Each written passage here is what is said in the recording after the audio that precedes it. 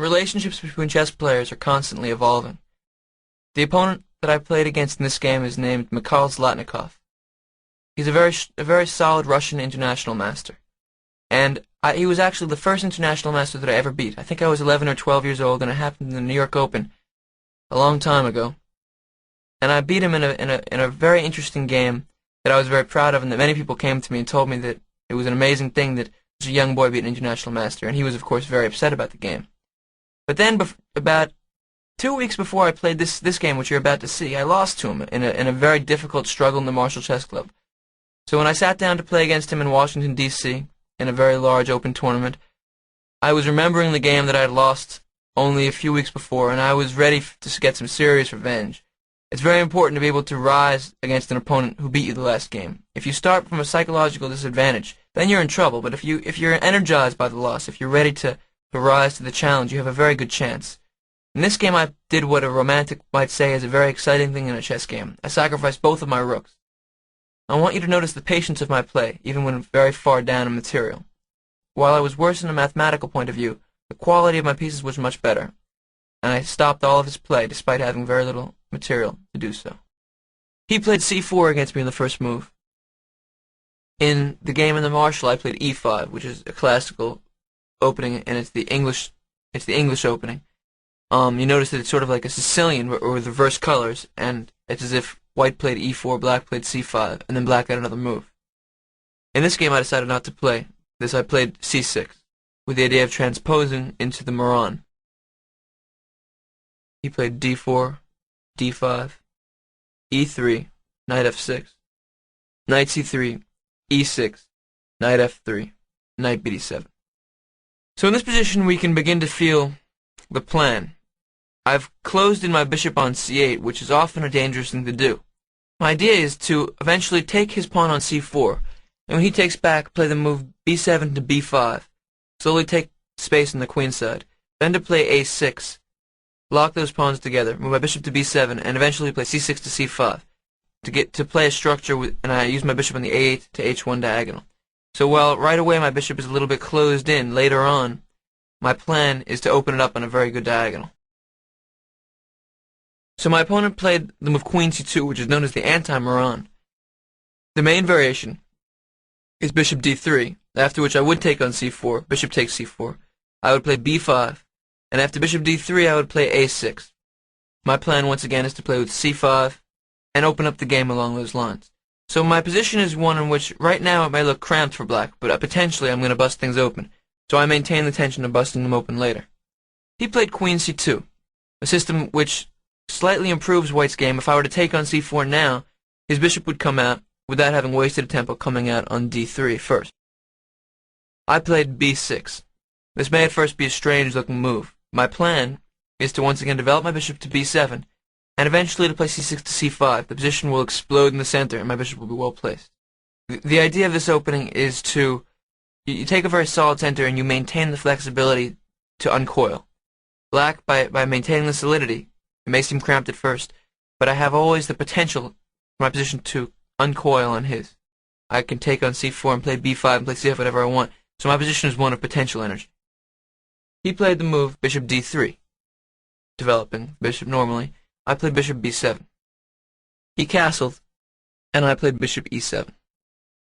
So right now the point is that there's a central tension between my pawn on d5 and his pawn on c4.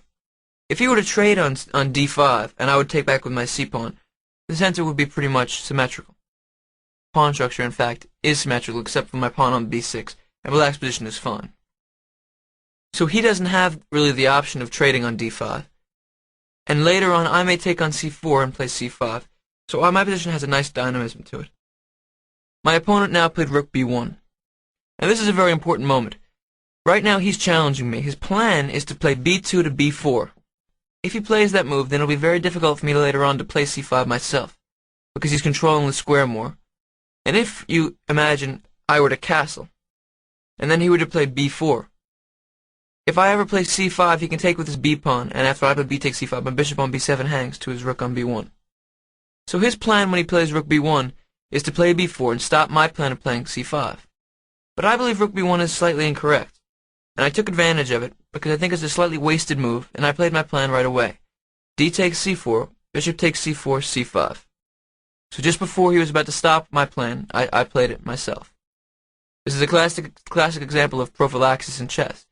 My opponent had an idea to stop my own idea, but I stopped his before he was able to complete it. After c5, he played d takes c5, bishop takes c5, and e4. His plan is to take a little bit of space in the center. We've traded a lot of pawns, and we see now that although my bishop on c8 was cramped, now it's quite good on its diagonal. And later on it will be quite powerful. And here we have a moment to discuss. If I challenge him in the center with e5, I weaken the d5 square, which is a very big weakness.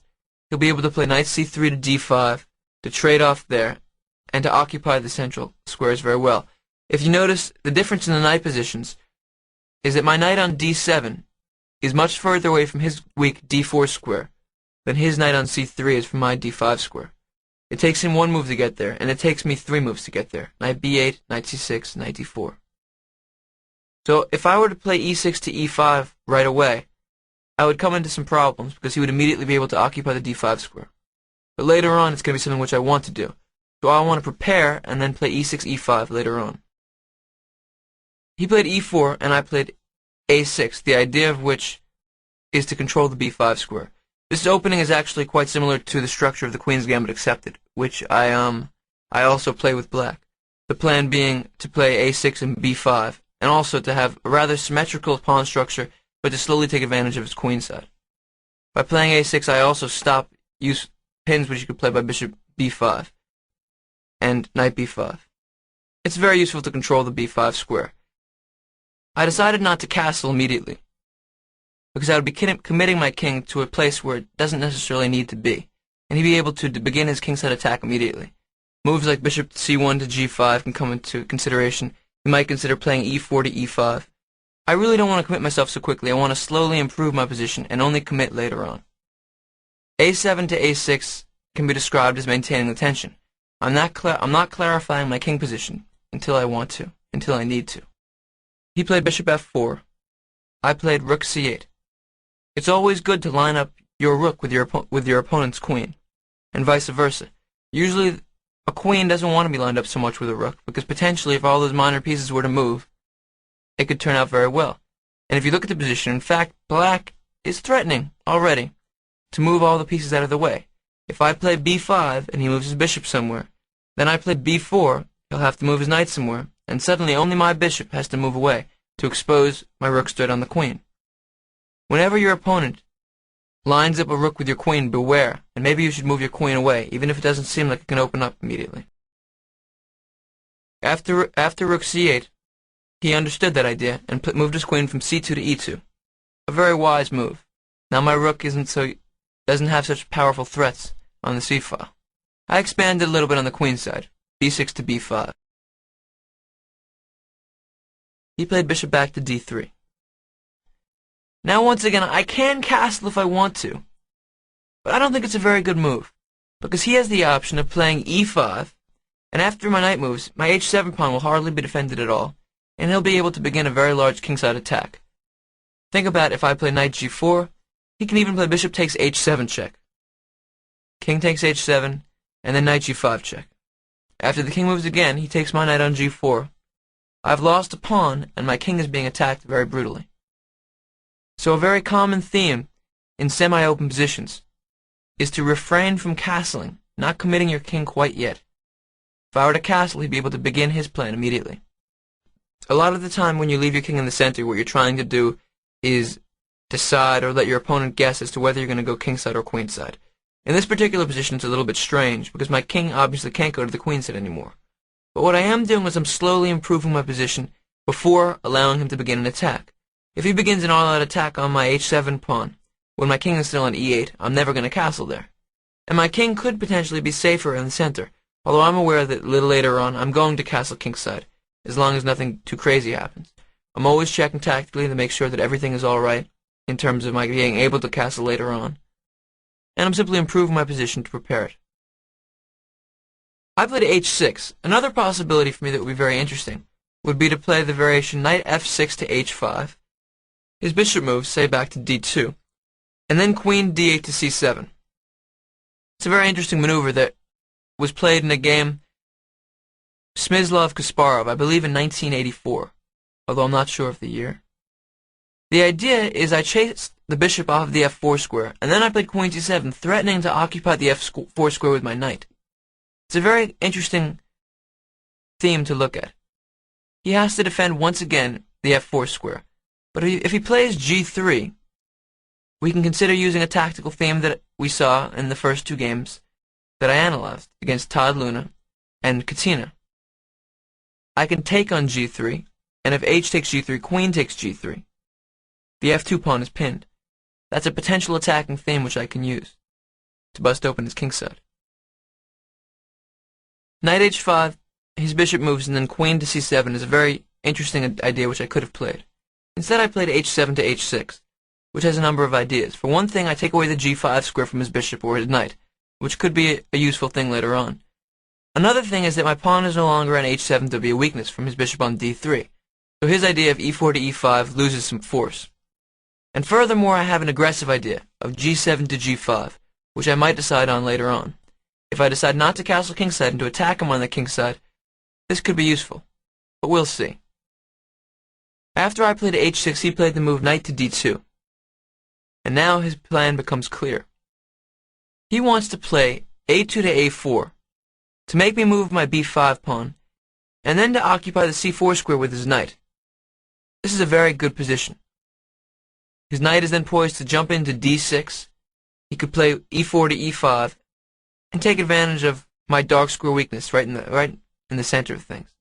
He could even offer a bishop trade later on, his dark square bishop for my dark square bishop, and the game could begin to center around the d6 square. That's his plan, but it's a little far-fetched. By playing knight f3 to d2, what he did is he gave up control of the e5 square. And also, he gave up the potential control of the d4 square. I played e5. He moved his bishop back to g3. And now we can see that I've improved my position slightly from when I was considering playing e5 before. His knight on d2 is further away from the d4 square, so if I were ever to get a knight to d4, it would be excellent for me. And I now have solid control of the d5 square. My bishop and knight control it, and only his pawn on e4 attacks the square. But he still has the useful plan of playing a2 to a4, and then occupying the c4 square. I castled. Now that the center is clarified, and he can't bust it open and attack my king, I castle away. Now he's very safe there. Notice that my patience in deciding when to castle allowed my king to have a lot of safety. There's no way I can dream of a kingside attack anymore, and his play can only come on the queen's side. He improved his rook's position, rook f to d1, which brings up a question similar to one I raised earlier. His rook on d1 is now lined up with my queen on d8, but of course there are a lot of pieces in between. His knight on d2, his bishop on d3, and my knight on d7. I had to make a tough decision here, and I chose to play rook f to e8. This has a number of purposes. For one thing, I want to occupy the d4 square with my knight. The plan is knight d7 to b8 to c6 to d4. But I can't really do that because the knight on d7 is tied down to my e5 pawn. Playing rook f8 to e8, I'm further defending my pawn on e5. Also notice that that pawn really limits the scope of his bishop on g3, which doesn't do all that much these days. But white also has a very clear plan. He played a4, b4, knight a2. And here I had to make a very, very difficult decision, and I made an evaluation which came into context many moves later. First of all, we have to ask ourselves, does he have a threat? He does. My pawn on a6 is hanging. From before, we learned that the two key squares of this position are the d5 square and the d4 square. If anyone were to get a knight to occupy those squares, it would be very good. Imagine my knight on d7 suddenly on d4. I'm attacking his queen, and after it moves, my knight is like a bone in his throat, very unpleasant to deal with. But on the other hand, he does have the threat of bishop takes a6. I'll lose a pawn. But if I play a5, it involves some risk. Notice that suddenly all the light squares on the queen side are under his control. If he were to put a bishop on b5, a knight on c4, and a knight on b3, how does the position look to you? It feels like I'm in some big trouble. For one thing, his rook on d1 is very strong on that very difficult file. Another thing, my knight on d7 is pinned to my rook on e8. It's also pinned to my queen on d8 by his rook. His knights on c4 and b3 are both attacking my a5 pawn, which has suddenly become a big weakness. And his knight on b3 is attacking the bishop on c5. And finally, my solid pawn on e5 has become the victim of a very big battery. His knight on c4 and bishop on g3 are bearing down on it. If I allow him to complete his plan, I'll be in big trouble. What should I do? Here I had to decide between playing a6 to a5 and defending with queen on d8 to a5, which also has a threat of its own. But unfortunately, queen a5 loses for tactical reasons. If I play queen a5, I'm defending my pawn on a6 and attacking his pawn on a4. The problem with this move is that he has a very strong plan. He plays knight d2 to c4, attacking my queen. I take on a4. Then he plays b2 to b3, a very important move. He attacks my queen and defends his knight on a2 with his queen on e2. I only have two possible moves, queen b5 and queen c6. If I play queen b5, I'm lining my queen up with his bishop on d3, a very dangerous thing to do, and he can take advantage immediately with a discovery, knight to d6. I can't take his knight on d6, because my queen will get lost. Bishop takes b5. After my queen moves, he'll take a rook on c8 or e8, and I'll have lost an exchange. A bad position. So the only remaining move is queen on a4 back to c6. But then he has knight c4 to a5, attacking my queen. My queen must move to a square that defends my bishop, say queen c7. Then he takes on b7, knight takes b7, queen takes b7, bishop takes a6. It all ends with a skewer. After my queen moves out of the way, queen b6, he takes my rook on c8, I take back, and I've lost the exchange. He has a rook for a knight. I'm in big trouble. So for that reason, the idea of queen a5 unfortunately loses by force. Knight c4 is a very tough move to meet. So instead I started to investigate the possibility of a6 to a5. This is a risky move because it plays right into his plan. It weakens the b5 square for his bishop. And his plan of knight d2 to c4 and knight a2 to c1 to b3 is unfortunately not so far away. To make the move a5, I had to evaluate a position a number of moves down the line, and the move involves an exchange sacrifice. After a5, he played knight c1, beginning his plan. And I played knight b8, an excellent move. Now again, we see that my queen on d8 is lined up with his rook on d1. Dangerous, but he has two pieces in the way. He can only move one out at a time. But this move looks like it could lose by force. He can play bishop on d3 to b5, attack my rook. Now if I move my rook, he'll simply move his knight on d2 to c4, beginning his plan, attacking my queen, and I'm starting to get a very bad position, and it'll be his move. He's moving with tempo. But my plan here was to play knight b8 to c6. Now the point is that I have a very strong threat to play knight c6 to d4. If he moves his knight on d2 to c4, exposing the threat of his rook on d1 to my queen on d8, things might look bad initially, but in fact, I can play knight d4. I finish my plan of the knight's maneuver from d7 all the way to d4. I move out of a threat, and I threaten his queen. After his queen moves, I can figure things out. Things look pretty good now. That was my plan. Also notice that his e4 pawn has come under attack. By playing his knight away from the d2 square, he'll be weakening the e4 square. So when I played knight b8, my plan was to maneuver it all the way to d4. But if he plays correctly, he can challenge my plan. He played knight c to b3. Knight c6, he played bishop b5, which is correct. I had seen this position when I played knight b8, or in fact I had seen this position when I played a5. Remember, when I played a6 to a5, I took a very big risk. I weakened all my light squares. I had to evaluate the following idea. Now, if I move my bishop on c5 somewhere, then he'll play knight to c4. Say I play bishop c5 back to b6. After he plays knight d2 to c4, he'll have exposed my queen on d8 to the threat of the rook on d1, and now my knight coming to d4 is useless because he already controls that square with his knight on b3. After he played knight b3, I played the move knight d4. My knight comes into the square. If he moves his queen, clearly it's going to be good for black. My rook will move out of the way, and I'll have accomplished my goal of my knight coming to d4. But remember, a bishop on d4 doesn't do so much. It doesn't hop around. It doesn't seem so brutal. A knight on d4 is what I want, but he can simply take my knight, which is what he did. Knight takes d4. I played bishop takes d4, and here he simply took my rook on e8. Bishop takes e8. And this is the position that I evaluated a number of moves ago when I played a6 to a5, an exchange sacrifice. I took his bishop back on e8. Now take a moment and look at the position. What do you think? The first question is material. That's very easy to calculate. He's up material. He's up an exchange. He has a rook for my light squared bishop on b7. But now take another look. What do you think is the quality of the pieces? My bishop on d4 is very strong.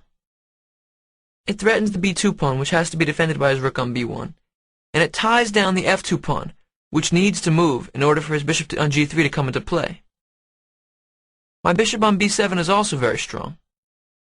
I'd attack the e4 pawn along with my f6 knight, and the light squares can become very useful. He has no light square bishop to challenge it. Also, I control the c-file. My rook on c8 is on an open line. Notice that my queen on e8 attacks his a4 pawn. Notice his pieces. His bishop on g3 does absolutely nothing. Also, his rook on b1 is only stuck defending a b2 pawn, and his rook on d1 isn't doing much right now. His knight on d2 is getting ready to come out to c4 and b3, but it can't right now because it's defending the e4 pawn. It seems that black has white tied down. White doesn't have much to do. My opponent defended against the immediate threat of queen takes a4 by playing b3. And here I had to make a critical decision. This brings up a very important psychological aspect of a chess decision. I intuitively had intended long ago to, in this position, play rook c8 to c2. But then I started thinking, my logical mind kicked in. Maybe I should just play queen to c6. I felt that rook c2 was a good move, but then mathematically I started to convince myself that queen c6 was maybe correct. How can he defend his e4 pawn? The only move is rook on d1 to e1. But it's a very passive move. Maybe I can keep on going. Queen to c2. This looked very enticing to me. I like this position very much. And this brings about a classic confrontation between one's intuition and one's mathematical logical mind. I wanted to play rook c2, but I found myself trying to convince myself to play queen c6. What I've learned in these situations is to trust my intuition. I saw no problem with rook c2, and I also like queen c6, and this decision to choose one of two very good possibilities is one of the most difficult decisions in chess, because they're both very enticing, and it's hard to part with a good path. But I followed my intuition and played rook c8 to c2. What's the point? For one thing, I threaten his pawn on e4 because the knight on d2 is pinned. Remember the theme of the pinned defender. My threat, knight takes e4. If the knight takes it, my rook will take his queen. The other thing is that a rook is very useful on the 7th rank. I'm sort of a bone in his throat down there. What can he do? He needs to challenge my rook. If he plays queen to d3 to attack the rook, I would play queen on e8 to c6. And now we immediately feel the power of my rook on c2. It can't be challenged. If either rook comes to c1, I simply take it because I control the c1 square twice. I'm also threatening to take the pawn on e4. My bishop on d4 is making it very difficult for him. He can hardly move at all. He's in big trouble. If he plays rook b to c1, I would also play queen c6. Allow a trade of material. Now it's strange to trade down material when you're behind. But I saw that after we traded on c2, he would be in a very difficult position. There's really nothing that he can do. The knight on d2 can't move because my queen will take his queen. His queen on e2 can move hardly anywhere because his d1 rook is hanging. The queen is defending it. The pawn on f2 can't move because of the pin to the king on g1, and his e4 pawn is attacked. He's in big trouble. He's up material, but tied down by my lesser forces. Here he played a move that challenged all of these ideas. Instead of rook b to c1, he played rook d to c1. And now I played an idea which I saw immediately before I played rook c2. I played rook takes knight on d2, sacrificing another exchange. It's not often that somebody sacrifices two exchanges for something that isn't very clear. Now I'm down a lot of material. Remember, rook is worth 5, and a knight or a bishop is worth 3. I've given up 2 exchanges, which means I'm already down 4 pawns, which is a lot in chess. It's like being down more than a whole piece. He took my rook on d2, and I played knight takes e4, attacking his queen. Now it's true that he's up a lot of material, but I'm sure you can feel that the quality of my pieces is much higher. My bishop on d4 is anchored. After he moves his queen, which he did, he played queen d3. I played my knight on e4 to c3. Now take a moment and look at this position. What do you think? We both have queens. I have 2 bishops and a knight, and he has 2 rooks and a bishop. That means I have a knight, bishop, and pawn, because he has no e-pawn. I have a knight, bishop, and pawn for 2 rooks. That's a difference of 10 to 7. It's like I'm down a whole piece. But the difference is that the quality of my pieces is much higher. If you look, he's rooks. Rooks operate best when on open files. But there are no open files. I've closed them all down with my pieces. His rook on c1 can't bust into the game. His rook on b1 is attacked and has no decent squares except for, b2 is a terrible looking square. His bishop on g3 still can't come into the game because my pawn on e5 is solid, and his f2 pawn still can't move because the king on g1 will be hanging. What can he do? If he tries to use the theme of giving back material when ahead, plays rook takes c3, then I would play b takes c3, and I would have a very powerful passed pawn. Now I would only be down a bishop and pawn for a rook, which is hardly anything, and I'd be preparing to trade queens with an idea of queen c6 to e4, and to try to make the c-pawn into a queen very fast. Very dangerous passed pawn. He can't do that. Put yourself in White's position for a moment. Think what you would do. You'll feel that it's a very unpleasant situation. My threat, in fact, is not to take the rook on b1, because that would alleviate the bind I have on him. My threat is to play bishop on b7 to e4. After his queen moves to c4, because you see my bishop is defended by my knight on c3, then I would take on b1, and he can't take back, as I would simply take again. I would win a whole rook for nothing. I'm threatening to win a rook in this position. He saw that the trade of rook for knight would be good for him. It would help to alleviate the stress on his position. So he played queen d3 to c4. Strange position. If I want to, I can take an exchange. Knight takes rook any time. But I don't want to. I want to increase the pressure. I played queen e8 to a8. A strange looking move, putting the queen in the corner. But I have a very strong threat. Bishop takes g2. He can't block that diagonal by playing f2, f3, because once again the f2 pawn is tied down by my bishop on d4. Can you feel the power of that piece? The only way to defend the g2 pawn is by playing queen c4 all the way back to f1. A very passive position. Look at the queen. Now I can take a rook if I want to. Your queen on f1 is doing absolutely nothing. I can slowly build up my position. Maybe I'll try to trap the bishop on g3 by playing f5 and f4. I have a lot of different plans here. My opponent couldn't bear to defend the g2 pawn that way. He gave it up and tried to activate some pieces. He figured that if I took the g2 pawn, he'd be able to use the open g-file to attack my king. He sacrificed the pawn and played h3. I played bishop takes g2. So now it's like I'm down 2 pawns. I have a bishop and knight and 2 pawns for 2 rooks. Not so bad. He played king h2. Why did he play that? For one thing, I had a very big threat. Bishop takes h3. After that move, I'm threatening queen g2 mate, and there's very little he can do about it. King h2 defends the h3 pawn and begins a plan of taking advantage of the open g-file. He wants to play rook c1 to g1 and try to activate his pieces somehow along that file. And here I have to make a very important decision. I see that White has no real counterplay, because if he puts his rook on the g-file, it'll be nice, but no big deal really. What I want to do is I want to maneuver my queen to f3 and my bishop back to where my queen is. Imagine if I had a battery of pieces, queen and bishop. with my queen in front of my bishop instead of behind it. Then queen g2 would be a mate threat. That's my plan, to somehow figure out how to maneuver my pieces for my queen to be inside his position and my bishop to be outside. Then I could really do some damage. Also, of course, it would be very good for my knight to maneuver eventually to the f3 square, which has become a big weakness in his position. But I can't do that right away, because if I move my knight, I'll allow him to activate his pieces, with queen c8 check. I wanted to play the move bishop d5. Why? Because the only piece that is semi-active in his game is the queen on c4. The queen on c4 is beginning to come inside of my position. I don't want it to do that. I want to push all of his pieces back and slowly bring my pieces back. I have a dominant game, but I want to play everything perfectly. What would you do with black here? Take a moment and think. What would white play if black played bishop g2 back to d5, attacking the queen?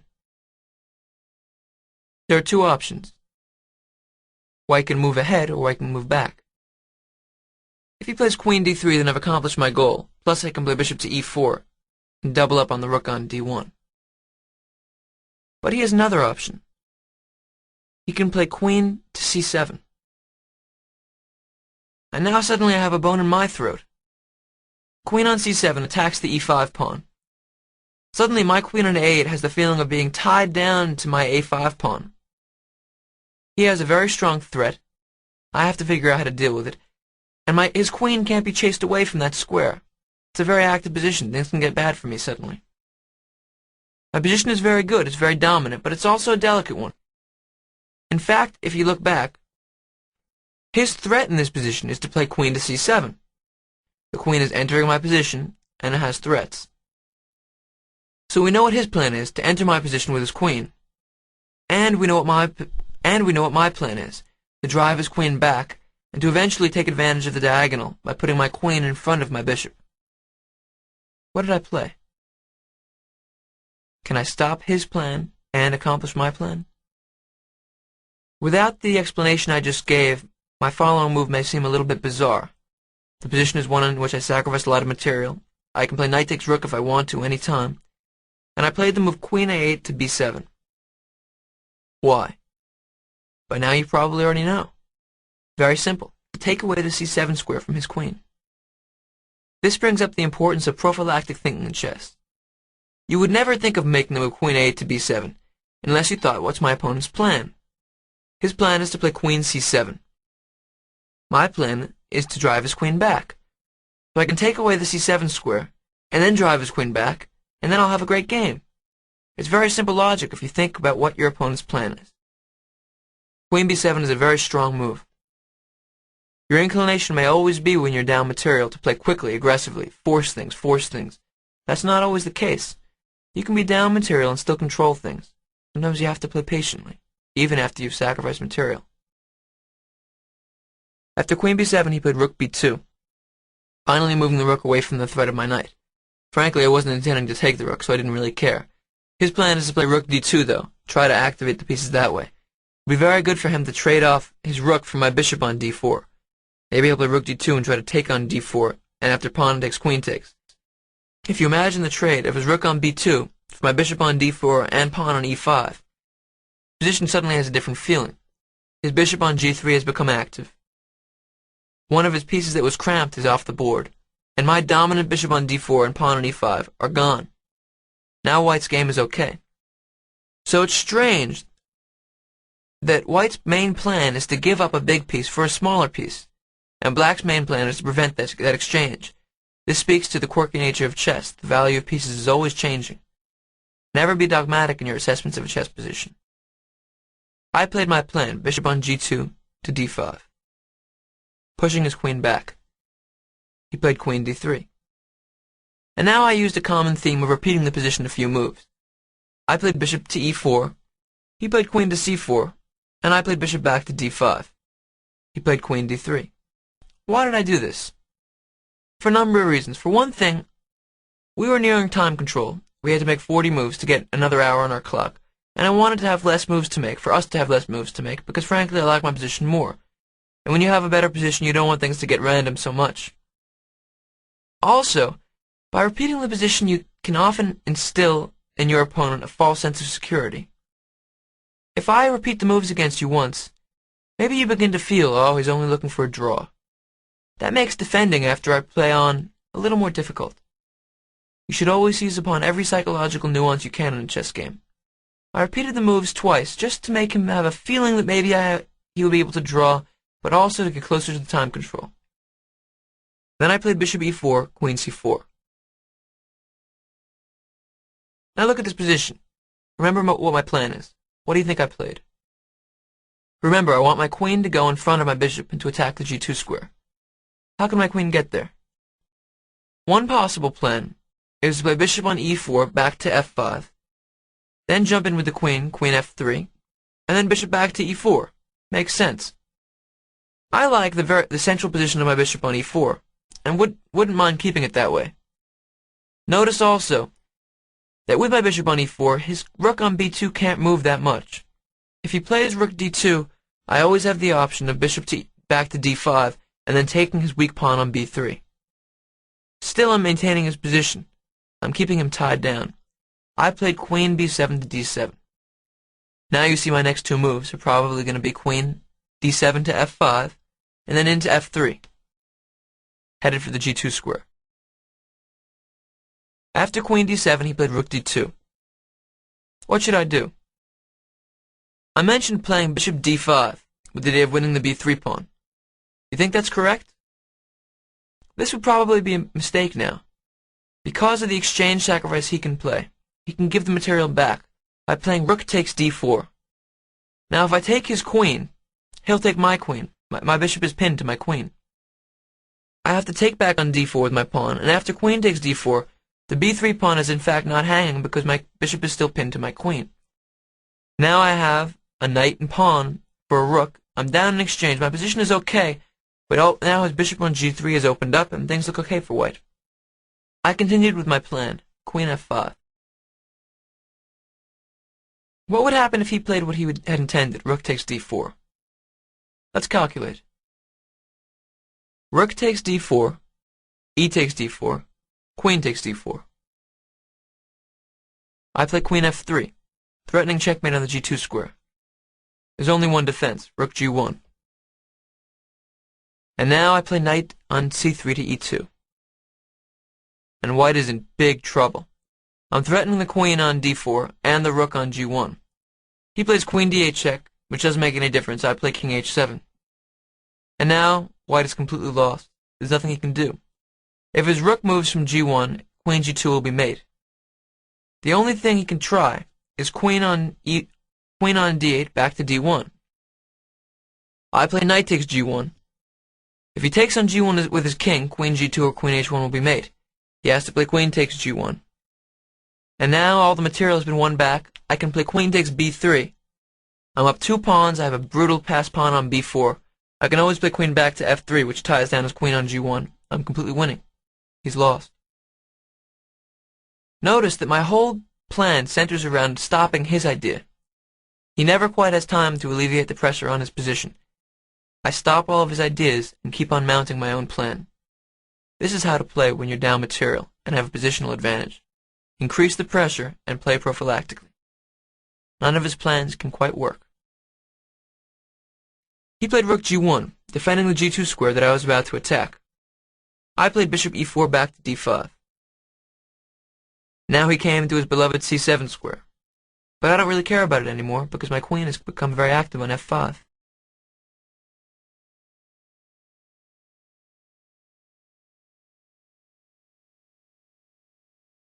Now it's time for the next step of the plan.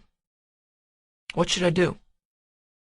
If my queen comes to f3, it doesn't have much purpose anymore, because his rook on g1 defends the g2 square. But his rook on g1 is tied down to defend to the g2 square. He can't sacrifice on d4 anymore, because after I take back, he can't win the pawn, and I'll continue to push that pawn, and still have the plan of occupying the f3 square with my knight. But why did I play bishop d5? Your first reaction may be that I wanted to take the pawn on b3, but my plans were nothing of the such. I wanted to keep on attacking his king. Wouldn't it be great for my knight to be on f3? Imagine that. I'd be checking his king on h2, attacking his rook on g1, attacking his rook on d2. His king would have to go to h1 or g2, and then my knight could move anywhere with a discovered check. That would be pretty brutal. But how can my knight get there? The first logical move is knight to e4. Here we have to look at some tactics. Before playing a move like this, we have to look at what his response will be. He obviously planned for it. If he plays queen d8 check, and I play king h7, he has the option of taking my bishop on d5. But after queen takes d5, his rook on d2 is hanging. This actually happened in the game. If he throws in a move of rook takes d4, moving the piece that I would take, then I'd take it back with my e-pawn, exposing defense of my bishop on d5 with my queen on f5. So, I'm executing my plan while maintaining that the tactics don't quite work for him. He has to give up an exchange and allow me to continue with my initiative. He played queen d8 check, king h7, queen takes d5, knight takes d2.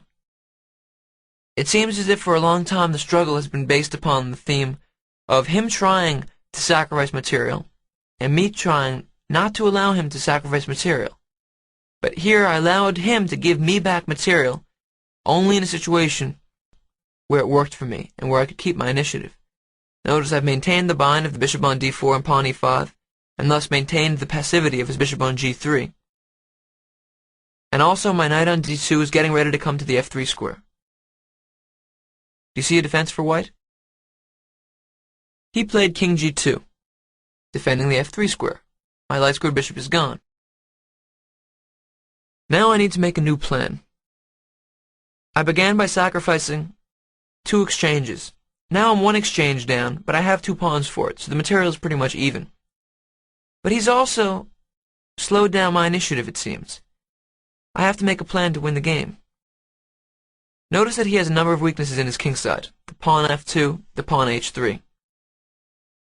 His light squares are pretty weak, but he does control the g4 square. If his bishop on g3 moves, the f2 pawn will become very weak, and I can take it, with mate following. I began with knight e4. My threat is obvious. His f2 pawn is attacked more times than it's defended. I can either take on f2 or take on g3 followed by queen f2 check. That will be mate. The only way he can hope to defend the pawn is with rook f1, which he played. Now I played knight g5, attacking the h3 pawn. How can he defend it? If he pushes the pawn h3 to h4, then I win very easily. Queen h3 check, king g1. Take a moment and find the winning move here. The same theme as the first 2 games we looked at, against Luna and Katina. Queen takes g3 check. The pawn on f2 is pinned to the king by my bishop on d4, the pinned defender. His only defense of the h3 pawn is rook to h1. If I want to, I can have his rook hopping around from f1 back to h1, f1 back to h1. He has 2 weaknesses, but unfortunately for me, he can defend against them both. I have to create a third.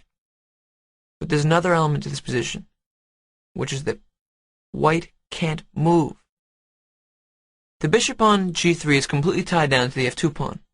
The rook on h1 now is completely tied down to the h3 pawn.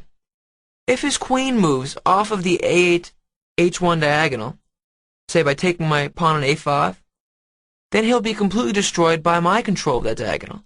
I play queen e4 check, his king has to come back to g1. If he comes back to f1, I take on h1 check, I win the rook. And then I play knight to f3 check. And it's obvious that his days are numbered. If the king comes to g2, he's on the diagonal of my queen. I'll play knight h4 check, followed by queen g2 mate. And if he comes to f1, he loses pretty easily. Take a moment and find the win. I play knight d2 check. He plays king to g1. Now what? If he takes on a5, try to find the win for black. If he takes on a5, he's given up control of the a8 h1 diagonal. I play queen f3 check. If he comes to g1, queen takes g3 check wins clearly. If he comes to f1, I take on h1. And if he comes to h2, which is the only reasonable move, my win is pretty easy. I simply take on f2, my bishop. My threat is queen takes g3 checkmate. If he takes my bishop on f2, queen takes f2 is mate. He's completely lost. He can't afford to give up control of the a8h1 diagonal. So if you look at the position, you'll notice that he has very little he can do. I only have to throw a little something into the position to throw him completely off balance. This can be looked at as a position in which it's as if he's a car teetering on the edge of a cliff. If a bird flies onto the hood, it could throw the car over. I played the move h6 to h5. You could ask what my threat is. And maybe it's to play h5 to h4, move his bishop off the g3 square. But what you could also ask is what can he do? If his queen moves off of the a8h1 diagonal, we know what wins. But if his queen moves to c6, maintaining that diagonal, I have a new plan maybe of playing e5 to e4, forcibly shutting his queen off from the diagonal. Next, queen f3 check will be fatal. The queen can't move at all. If his rook moves anywhere, it's only to the h2 square. And we can look at that move and laugh at it. It's ridiculous. There's nothing for him to hope for there. Also, if his rook moves to h2, I can play knight g5 to e4, attacking the f2 pawn. He doesn't have the option of rook to f1. He needs to play king to g1, which loses because I take on g3. The pawn on f2 is pinned. If he plays king to f1, I also take on g3. The pawn on f2 is pinned by a different piece, my queen. So we see that his queen can't move, and his rook can't move. If his bishop moves to h4, it does absolutely nothing. And also I can play g7 to g5, attacking the bishop. It moves back to g3, and I play h5 to h4. The bishop has to move off of the f2 pawn, and I checkmate him. This is the position of Zugzwang. I played h6 to h5, and he has no moves. Nothing can happen. The only thing he can do is to play h3 to h4, which stops my idea of h5 to h4 and kicks out my knight. But this is the key difference I was looking for. I play knight back to e4, attacking the f2 pawn. He plays rook to f1. What is the difference between this position and the last time we looked at my knight being on e4 and his rook on f1? Take a moment and find black's winning plan. The g4 square is open. I played queen g4. And now we see that his position is finished. What is my threat? First of all, I want to utilize the idea of the pinned defender. I want to play bishop takes f2. His bishop can't take on f2 because of the pin on the king. The only move is rook takes f2. And then I would simply play queen takes g3 check, followed by taking on f2 because my knight defends the piece. And the story's over. My other threat is knight takes g3. After f takes g3, I'll play queen e2 check. He loses a rook. The king can't move anywhere to defend the rook because my bishop controls the dark squares, and if the rook moves to f2, I simply take it and win. Do you think he can defend these threats? He did defend against both of them, but unfortunately he exposed himself to one more. He played rook e1. Now if I play bishop takes f2, my first plan, he plays queen takes e4 check, and I lose. His rook defends the queen, and I've lost a piece and will be down a rook. That would be unfortunate. If I play knight takes g3, he takes back with his pawn, and we notice that he's defended the e2 square. But what we do is we take the space he just left. I don't play bishop takes f2, I don't play knight takes g3, I play knight takes f2. A final idea. And it's all over. My threat is queen h3 check, followed by queen takes bishop on g3. He can't move anything. If his king moves, I'll take the bishop on g3. Take a moment and make sure you understand there's no way for white to defend against mate. Here he resigned and I won the game. A nice sacrificial game, in which I won having a lot of patience within the attack when down material.